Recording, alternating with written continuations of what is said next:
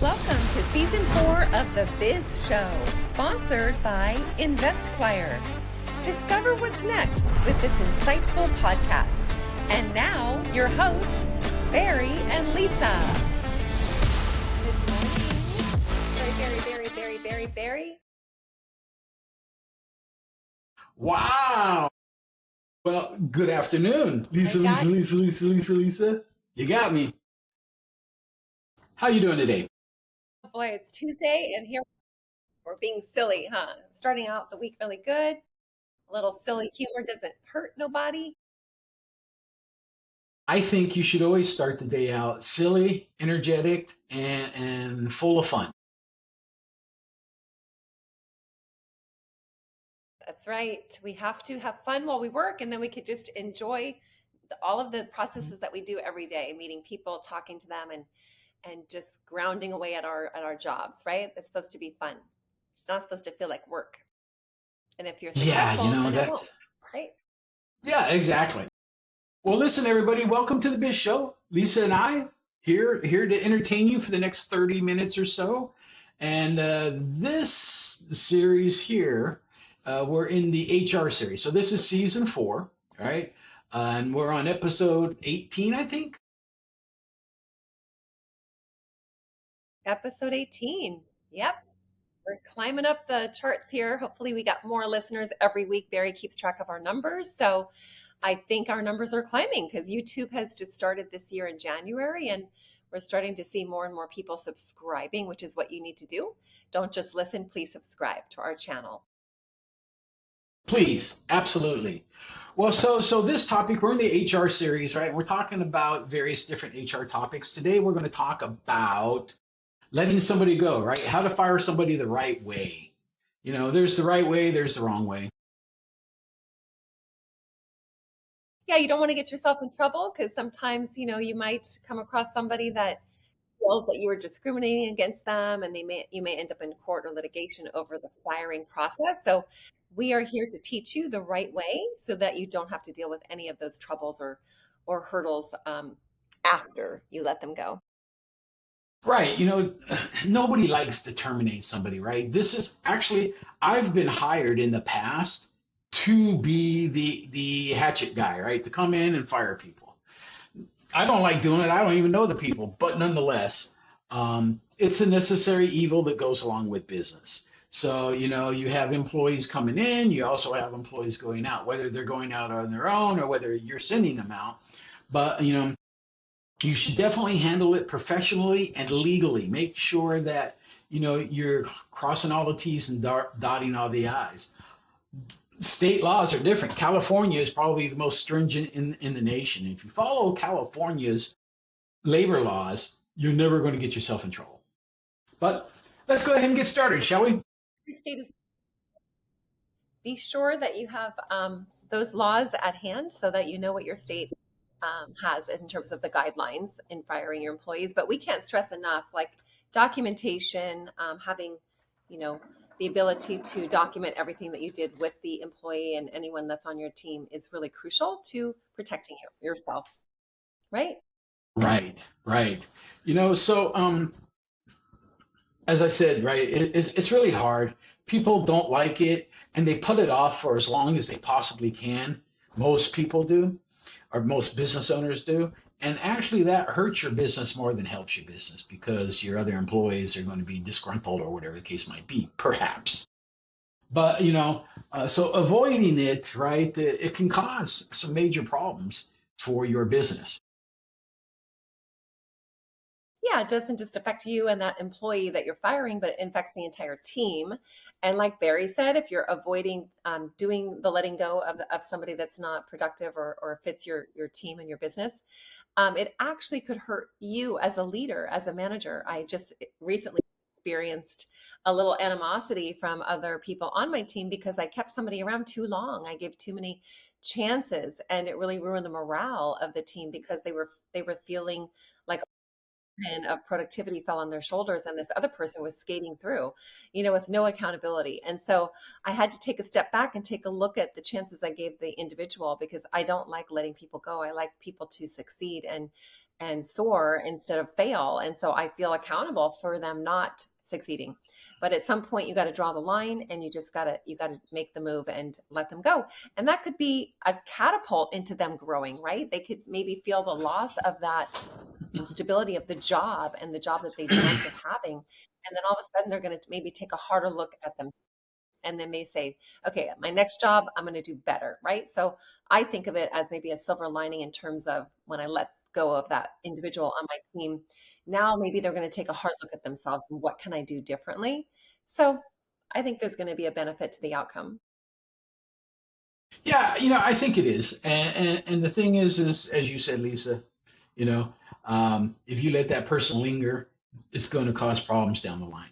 But let's talk about when is the right time or when is the time to let somebody go, right? And these are pretty self-explanatory. Most business owners, founders, CEOs, whatever, they know this already, right? So when is it appropriate? Well, it's appropriate when they are consistently underperforming, right? So you might have some guidelines, you might have some metrics or whatever. They can't meet them. Maybe they're missing deadlines, whatever.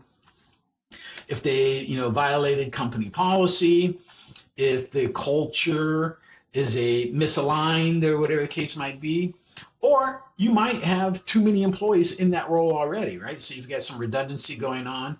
And then, of course, you're restructuring the business. One of the things that Exactly.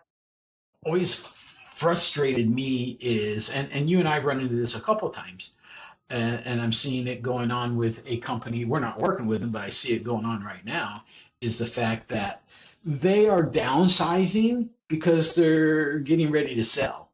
And when they get ready to sell, the biggest hit to the P&L is payroll. So if they knock off a few employees and don't fill those positions back up, now they look profitable, right? But anyways, so that's some of Yes. the things. And there's an important distinction when you're firing somebody, as to the right time to do that. You don't want to do it after they make one mistake because then you're setting yourself up for potential discrimination on from the individual side of things. And that's where I was stating earlier that it's important to show a history of maybe like evaluations or warnings or giving them, a face-to-face opportunity to go over, their productivity and how they could improve um, in terms of showing up to do their job. And that's very crucial in having that documentation and giving them more than one chance to correct themselves. I would say, what is that saying? Three strikes, you're out. I would say give them three chances to improve themselves. Usually, what is it? A 90-day probationary period is really where people could learn how to do their job better and be able to have that timing of 90 days to adapt to the systems and procedures and really be comfortable in their job role. So definitely don't fire them after one mistake or one time of showing up late or calling in sick or what have you. You have to make sure that you give them the appropriate evaluations along the course of 90 days would be the standard rule of thumb. But again, check every state for your local laws and guidelines. And you want to show in your documentation the pattern of the issues. You want to document, are they showing up late every day? Are they rude to other team members? Are they not responding to clients and texts and emails timely? You want to document the problem and the issue and show that it's been recurring more than one time. So if you're hesitating on this and you see this repetitive behavior, it's going to hurt the morale of your company. It's going to reflect on you as a leader, and it's just going to be a trickle effect. And then other people may not be performing to their capabilities because they think they can get away with not having to do that, right? Because you're keeping that person in the role too long. So it's going to affect overall your company and the productivity. And you do want to remove that out of your business at the appropriate time. So these performance evaluations should be ongoing. They should be documented. And again, in California, we give that 90-day rule of thumb.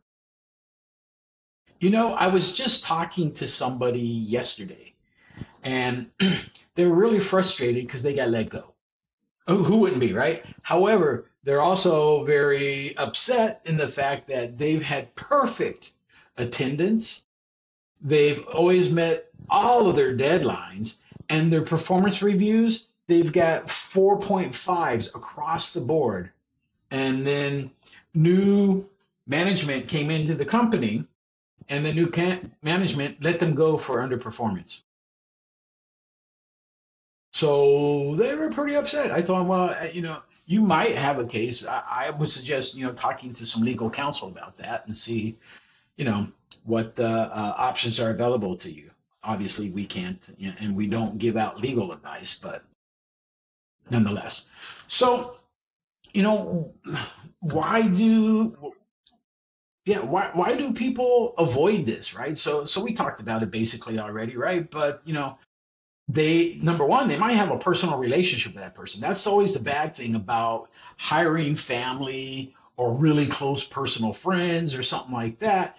If they don't meet your expectations, or perhaps you don't meet theirs, they might quit, but also you might have to terminate them. And then a lot of people, they have that fear, the fear of the conflict that's going to happen in between it, right? And then, concern about morale, because maybe you're actually firing one of your good people instead of your bad people, or they have a clique and there's somebody in that clique, and now that clique is going to be, I hate cliques, I hate drama, but nonetheless, it happens, right? And we can't do anything about that, or we can try, but whatever. And then the worst case scenario for most founders is they think, oh, it's going to resolve itself. I don't think I've ever seen a situation resolve itself. Have you? No, not unless it was just an accident, like something happened inadvertently. And maybe your employee had just had a bad morning or a bad day. So it could be a one-timer thing that, there's no repetitive history or behavior from this employee. So that would be the only time. I think that would be excusable and maybe not have to be documented, right? We've Right. all had bad days. Yeah. I would say, back just to backtrack, like there are certain things that are inexcusable that you would not have to wait for documentation, such as sexual harassment or, um, hurting somebody on the job, intentionally, or things like that that are just inexcusable behaviors, and that you would have the right to immediately fire them. Um, but yeah, those are hopefully not occurring in your company, but those would be certain circumstances that would definitely be the time to let somebody go without any chances and without having to document those repeat behaviors. Um, but a delay will cause like a lot of frustration on your team. And it's definitely caused me a lot of frustration when I'm dealing with an individual that is just constantly not showing up and constantly repeating the behaviors of somebody that you can't count on. They're not reliable. They're not passionate about their role in the company. They're not bringing in any productivity numbers. It just creates so much frustration, and you're not going to ever see the productivity from that individual because you're not holding them accountable. And so you got to let them go. You have to let them go and bring in some new talent. I always believe when one door closes, several other doors open. So it's not a bad thing. You just have to get over the hump and take the time out to have that conversation and let the person go professionally and respectfully. So you don't want to keep the Yes. wrong person in there because it'll hurt all of the right people. Yeah. Yeah, yeah, definitely. So, and you mentioned above, and yeah, there are certain times you just have to make it happen right now. You know, um, Another situation that just happened last week, right? With a different company. Again, we're not associated with it, but I talk to the owner once in a while. Is they and had an employee that gave 2 weeks notice. They let him go that day, right? So those are Yeah. things to think about as well as you're going through this. Do you want to keep them through? What I've always insinuated is that 2 week period is the lame duck period, right? Because now at this point, they're not going to really continue tiring what they do. They're going to just kind of show up, warm that seat, and then leave because they're already checked out. So, but there may be, and you need to evaluate the employee, the position, and your workload on top of that. But nonetheless, so let's talk about legal considerations, right? So we mentioned at the beginning of this podcast, check your state. Every state has different labor laws. Some of them are very easy. For instance, coming from California, we had very strict payroll and overtime laws, so on and so forth. Out here now in South Carolina, they don't. right? Um, and as a matter of fact, as far as vacation goes and sick time over here, a lot of companies don't even give it to you because they don't have to. So things to think about, right? But most states are at will, right? Meaning that the employee is working for you at their will, you're allowing them to work for you at your will. And the meaning is the employer can terminate at any time, but also the employee can quit at any time. But there are some critical exceptions, right? Discrimination laws, which Lisa had mentioned earlier, retaliation, and you know, contractual obligations. Those things you need to kind of scrutinize, look at, and see what the legalities of those are. Yes. Yeah, we've been mentioning this throughout this podcast, but yeah, different states have different rules and they do matter significantly. So do check those, or we could provide you the rules if you reach out to us. But some examples will, like for instance, once you fire them, you're supposed to hand them their final paycheck. You don't have the time frame to deliver it, via mail or any time period where they can come pick it up from you. They require you to hand it to them when you're firing them. And then also some states will require, that you can allow for those time frames. And they may have stricter rule policies where they have to give you any accrued vacation time or sick time. They have to include that in the final paycheck. Not every state does require that, but again, check your local regulations.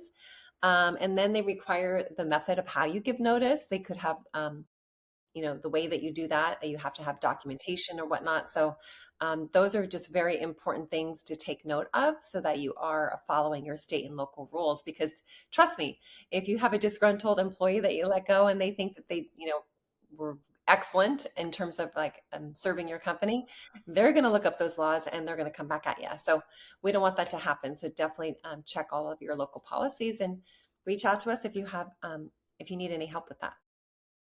Yeah, it's funny that you said that too, right? Especially on payroll and the last check, because in this state, South Carolina, you don't have to pay any vacation or sick time when the employee leaves. So if they accrue 2 weeks vacation, the companies are not obligated to pay that. They're just obligated to pay what you already worked. That's it. Big difference from what California was like for sure. So,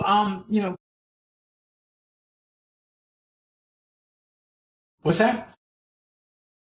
Shall we recap how to fire someone the right way, step by step? Yeah, let's talk about that, right? So first of all, what are you going to do before you terminate them, right? You're gonna go back and you're gonna check all the performance reviews. You're gonna make sure you have everything in writing.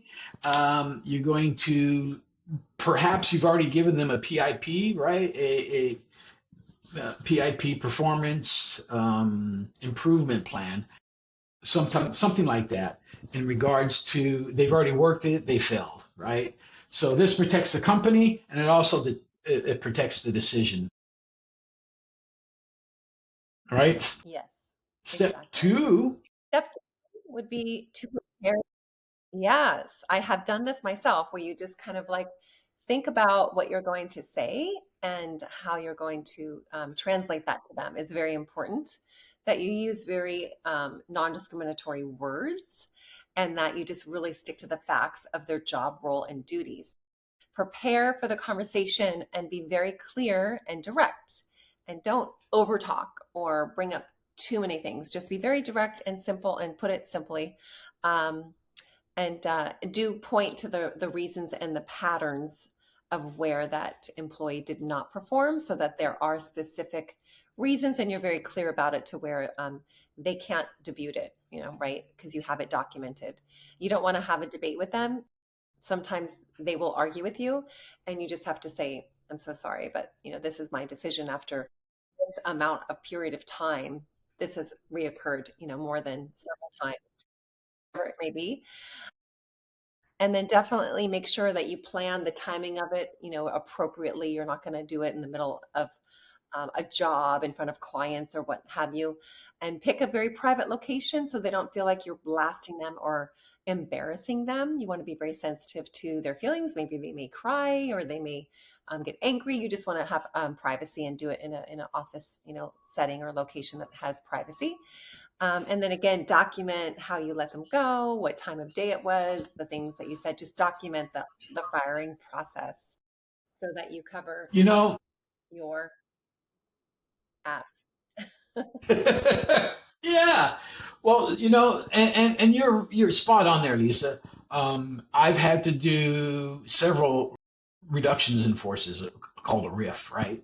And I remember one employee, everyone was afraid to terminate him because he was a gun-toting guy. He was always at the fire range, and I do well, he worked for me, so I had to do it anyway. But we were all going back and forth. He was a pussycat, and he understood what was going on and stuff like that. So that was good. Also, I've always made sure that I've done it like in a conference room or something like that, not in my office, not in their office, or definitely not in the cube area, but in a conference room. And importantly, having a third party there, right? Have a witness, that's not necessarily employee. Like for me, when I was at GE Capital, I had a second vice president or something like that from a different department, maybe the sales manager or whatever, come in and sit in the meeting too. That way, there's a third party that's not part of your department or whatever case might be that can corroborate the story from your perspective, right, of what down. Because a lot of times, I'm going to be honest, they lie, you know. So, anyways, let's talk about let's talk about basically, the conversation. What's that going to look like, right? So you want to be respectful, number one, right? As you said earlier, you want to be discreet, but you want to be direct, right? You don't need to over-explain anything. The decision's already been made. They know you terminate. You gave them a quick bullet, reason why. You don't need to go into all the details or stuff like that. And then, as you said just prior, don't argue with them, right? Decision's made. It's done. You're out of here. you know. Right? Exactly. So then you just have to handle the logistics of the process to put a nice, pretty bow on it. You want to give them their final paycheck. You want to make sure that they are covered under their benefits policy. I don't know if they have the COBRA available to them or not, to extend their benefits for a period of time, at their option or at their election. You want to make sure that they do not take any company property with them, but they're able to take their personal belongings. Maybe you want to walk them out of the office and give them the opportunity to get their things off of their desk or workspace. And then you do need to sever any access to any of the systems, emails, and just protect your company so that it's not lingering. All the passwords are changed and that sort of thing. And then again, make sure that your state laws are posted in your workspace and you're following all the guidelines and rules of your state, so that they don't have any reason to come back at you. So yeah, those are the ways to handle all your logistics. And again, of course, the vacation and pay time, you just have to make sure whether you're adhering to those policies as and some people get, you offer them the opportunity to stay for 2 weeks or you're going to let them go immediately. Again, check your local policies for that. Lisa, I have to thank you for making me laugh at the beginning there when you said, yeah, you're going to tie a bow around it. I'm like, oh, here's the package. Here's the bow. That was good. I liked it. I liked that a lot. You're, you're grown. You're free to go find another job. Yeah, Yeah, exactly. I like to see So, communication, after you do that, communicate to your staff, right? Let them know this person's no longer with us, that you don't need to give them any details at all, right? Just be concise and reinforce expectations for them, right? Just to make sure that they understand they were let go for this. And if somebody else is going to do this, guess what? Here's your example. Yep, set an example for sure. Yeah. People are going to feel like they're on So the pros chopping and block, but cons. Yeah, I yeah, know, for real, huh? Pros and cons, right? So pros, it improves your team performance, number one. It protects company culture. It removes operational bottlenecks, possibly, and it can align your team's expectations, right? Yeah, and it creates clarity and allows for better hiring decisions down the road because you're supposed to learn from your mistakes, right? And make sure that you choose somebody different or more with more talent and a better track record of performance. And it reinforces the importance of accountability. So again, if you're letting it linger too long and you're just like letting their behavior continue for years or performance, then you're not holding yourself accountable to people's performance. So you can only look at yourself. You can't put all the blame on the employee. Part of it is your fault too, right? So that's Right, the definitely. pro of five. And the cons, well, the cons are pretty self-explanatory, but number one, it can cause a short-term disruption with your current staff because whatever task that person was working on, now that's got to be reassigned to other people. Their workload might grow a little bit. They might not be too happy about that, And then of course, hiring people, it costs you money to hire people. There's a cost associated with that, and even firing somebody because now you got to hire somebody else. You got to train them and everything else. So those are some of the cons. As long as what legal exposure do you have? Did you handle it properly? Who knows? Yeah, hopefully you do.